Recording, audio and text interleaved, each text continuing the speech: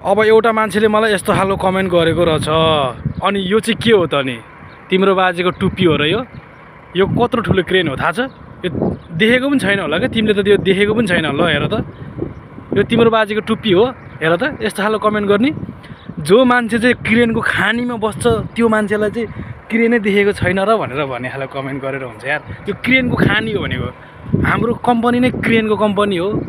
क्रेनको खानीमा बस्छौँ हामी। यो त केही पनि होइन, यो सबभन्दा सानो हो। यो सबभन्दा सानो क्रेन हो। तर योभन्दा पनि तपाईँले योभन्दा ठुलो देखेको छैन होला त्यो मान्छेले।